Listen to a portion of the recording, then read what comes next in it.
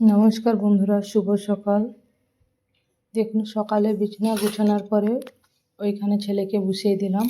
ছেলে খেলা করছে, আমি ঘরটা ঝাঁটিয়ে নিলাম। তারপরে ও শুয়ে পড়লো।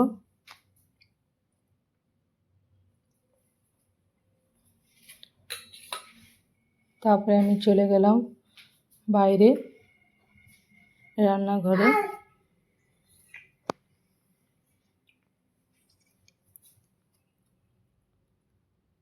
প্রথমে লাতাটা ধুয়ে নিচ্ছি, উনুনে যে লাতা দেবো, নাহলে আগের দিনে যে লাতা দেওয়া হয় সেই কালিটা থেকে গেলে যতই লাতা দাও না কেন মাটি আটি দিয়ে পুরো উনুনটাই কালো কালো হয়ে থাকে।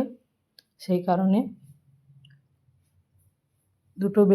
দু মুঠো বেলে মাটি, সামান্য সিমেন্ট দিয়ে জল দিয়ে লাতা দিয়ে নিচ্ছি।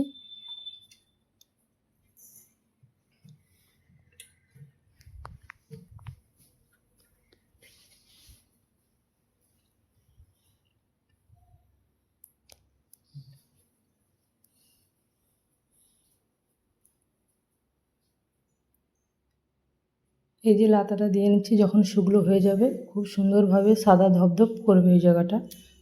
আর এই রকম রান্নাশালে রান্না করতে কার না ভালো লাগবে, লাতা দিয়ে এরকম খুব সুন্দরভাবে পরিষ্কার পরিচ্ছন্নভাবে, তো সবাইকারই ভালো লাগে। তারপরে আমি গাছের যে চারা বসাই সেই বালি, তার জন্য যে বালি লাগে সেই বালিটা আমি 4-5 বার ধুয়ে নিচ্ছি। ধুয়ে রোদ্দুরতে শুকোতে দেবো। শুকিয়ে গেলে ওই বালিটা রেখে দেবো, এতেই ডালের